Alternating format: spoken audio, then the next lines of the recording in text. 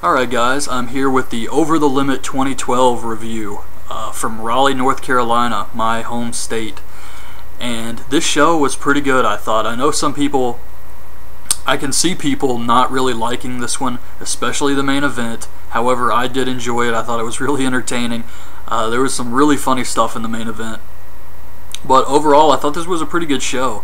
It was a filler pay-per-view, didn't have much build, and didn't really have more than, I think, 5 matches announced, one being a Divas match, and the other one being like a pre-show match. And it still came off pretty good, I thought. Some really great matches on the show, and overall, I was happy. I didn't mind. Sometimes if I'm watching one of these bad pay-per-views and it's like 3 hours, I'm starting to get bored and tired. That didn't happen with this one. I enjoyed the show. So to start it off, we have the pre-show, Zack Ryder versus Kane. Not much to this one. I didn't really care at all about anything that was happening here. It's really disappointing that these guys had this huge feud. Not necessarily a feud, but we had Kane laying out Ryder all those times, and it's like the big payoff is a pre-show. So that was disappointing. Kane wins with a chokeslam. That was it. Then we get Cody Rhodes and Santino backstage arguing over which title is better, Intercontinental or US. Eve makes a People Power Battle Royal, with the winner getting to pick which belt they get a shot at later tonight. So we get the Jobber Royal.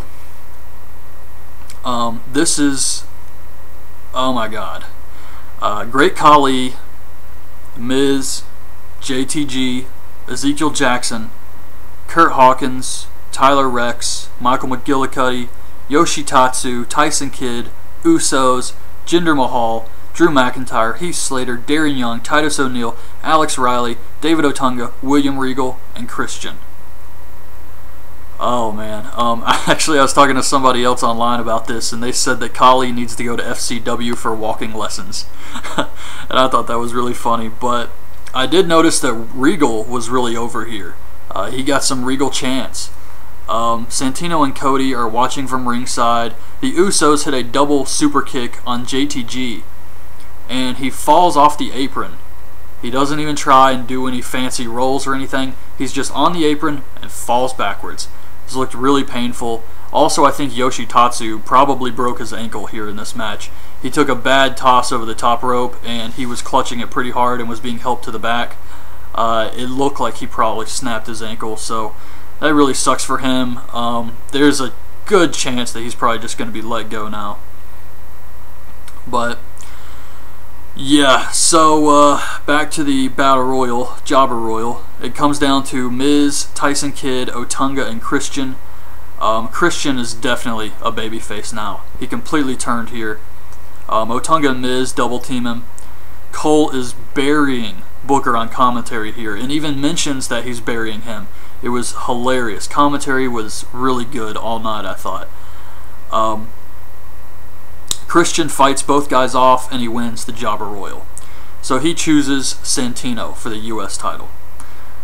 They show a Laurinaitis propaganda little video for People Power. I thought this was awesome. Then we get Dolph Ziggler, Jack Swagger versus Kofi and Truth for the tag titles. The commentary here was insane. Lawler keeps talking about Vicky's navel. She's wearing like this dress with like holes in the side. He keeps asking if that's her navel, like continuing to do this the entire time. And I'm just thinking, this poor woman is standing right in front of him. She can hear all of this. Just really disrespectful. Truth dives on Swagger, and then Kofi hits Trouble in Paradise on Dolph for the win. This was actually pretty good. Backstage, Eve has Kurt Hawkins and Tyler Rex go into the crowd to confiscate any anti-Laurinaitis signs. We get Beth Phoenix versus Layla for the Divas title. This was also pretty good. Layla wins clean with a neck breaker. Backstage, Stryker asks Orton about RKOing Sheamus on SmackDown. He says it was a fluke that Sheamus beat him. Jericho comes up, says he enjoyed their match. They wore each other down. Says he's the best in the world at everything he does, and Orton says he's going to be the best in the world at getting RKO'd. So we get the Fatal 4-Way, Sheamus versus Jericho versus Orton versus Del Rio for the Heavyweight Championship. A lot of spots at the end. A lot of finishers going off here, as you would expect in a Fatal 4-Way. Sheamus wins with the White Noise or Celtic Cross on Jericho. This was a good match, and for a second, I really did think, I know I predicted Sheamus would win, and I'm not surprised he won, but for a second, they worked this match so well, I really thought anyone could win this. Del Rio with the armbar, Orton with the RKO, Jericho getting, I think he got Sheamus in the walls of Jericho, hitting code breakers. Really, it was anybody's game up until Sheamus hit the White Noise, but yeah, I was really thinking, wow, anybody could win this match, and it got me into it. It was suspending disbelief here. So I thought all four of these guys did a great job in this match. But of course, Sheamus won. Cody tells Eve that he would have embarrassed Christian if he picked him. Christian comes up and decides to face Cody instead. So definitely babyface Christian. Miz comes out, cuts a promo on Brodus Clay, says the fans eat up every dropping Brodus leaves in his blubbering wake. He says he knows how to dance, and he proceeds to do the Thriller dance to his entrance theme. I thought this was awesome.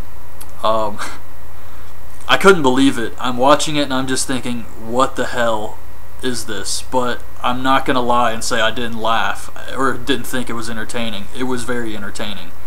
Brodus comes out. We get Brodus versus Miz. Lawler mentions Vicky's navel again. Or her outfit again. Brodus is wearing some type of half orange, half black suit with like a big face and question marks all over. He looked like a cross between a Halloween decoration and Hugh Morris. I don't know what this was or what it's supposed to mean, but Brodus wins with the big splash. It was okay.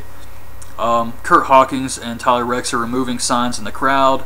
We get Cody Rhodes versus Christian for the Intercontinental title. Booker says that he's not interested in the match. Yeah, he seriously said that. And it was at the very beginning of the match. That was hilarious. The crowd was pretty dead here. Cody Rhodes did hit the moonsault on Christian. Christian wins with the Unprettier. It was okay. Crowd being dead didn't help it. And it had a really slow start. So, yeah, this one was alright, but, yeah, the crowd didn't do it any favors. Backstage, Punk says he feels like crap, but he's happy since Laurinaitis is getting fired. He does a Vince impression, talking about his past with Daniel Bryan and how what Vince would say if someone told him 10 years ago Punk and Bryan would be one of the main events for the WWE title. He says that Daniel Bryan has changed, and then AJ comes up. She wishes him good luck. She's smiling at him like she's in love with him or something. Daniel Bryan versus CM Punk for WWE title. I don't know if it was just me, but I think at a couple points in this match, was there an ROH chant? Did anybody else hear that? Because I know when Punk had Daniel Bryan and he had his legs twisted up, I could have swore I heard it there, and again later on towards the end. Punk hits Bryan with a curb stomp. Jerry Lawler has no idea what this move is, which I thought was hilarious. Punk gets him in a figure four in North Carolina. Cheap pop. Bryan gets the ropes, and Punk tells the ref he has till 5 and laughs.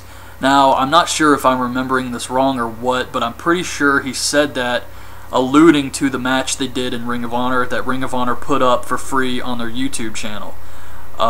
Which, as far as I know, is still up if you want to check it out. But I'm pretty sure because Dragon Steamboat is the referee, and there was some spots where Punk was the heel, and I'm pretty sure he did say that in the match. So I think Punk was just throwing it out there as a joke. But anyway, Daniel Bryan gets him in a yes lock. Punk rolls on top of Bryan and pins him. Referee counts to 3, and then Punk taps out. So Punk wins. There was a clear winner because Punk did beat him before tapping out. However, it was kind of like those screw job finishes or controversial finishes they've been doing when they wrestled each other on SmackDown and Raw. So I think that this feud is definitely going to continue, which is a good thing. And both guys looked great. Phenomenal match. If you didn't watch the show and you're just watching this review, definitely try and find this match because it is worth watching. Very, very good stuff here. Match of the night, easily. Otunga and Eve ask Teddy why he's so happy. They say he's not getting his old job back if Laurinaitis gets fired. Teddy says he could see the board putting Eve and Otunga in charge or being terminated. We get Camacho versus Ryback. Lillian messes up and says that it's actually Hunico wrestling, but it's Camacho. Ryback wins. Afterwards, he kicks their bike. I thought Ryback looked pretty strong here. Camacho did get a little bit of offense, but it was Ryback squash all the way. Laurinaitis versus Cena. I can see people shitting all over this match. However, I thought it was really entertaining and funny. It was good for what it was. Cena didn't go out there and destroy him or anything, but they did some spots. Laurinaitis' theme song is like a mix of JBL's theme and a Final Fantasy overworld map song. That's exactly what pops into my mind every time I hear this. He's also wearing, his ring gear is like a scuba outfit or something. But, like I said, Cena's not really destroying him. He does some moves, airplane spins him, he rings the bell in his ears, he pours water over him, he puts him in the STF and has the fans count to 10, and if Laurinaitis can survive for 10 seconds without tapping, he'll let him go. He does that a couple times. They do this commentary bit, which was awesome, where he sits at the Spanish announce table and he acts like he's Michael Cole, and he tells Laurinaitis to act like Booker T, and Laurinaitis is so out of it, he's just dazed, and he says, five time. And I was like, oh my god, are you serious? But it was so funny. I just said, you know what, I'm going to let this slide. I'm not going to complain about this match and get all pissed off about it. It's pro wrestling. It's meant to be fun, and I had fun watching this. So I'm not going to sit here and complain about every little thing they did. But he sprays him with a fire extinguisher. Laurinaitis keeps trying to escape, and then he hurts Cena's arm. The injured arm from before, so he grabs a chair, he goes after Cena. He eventually escapes again.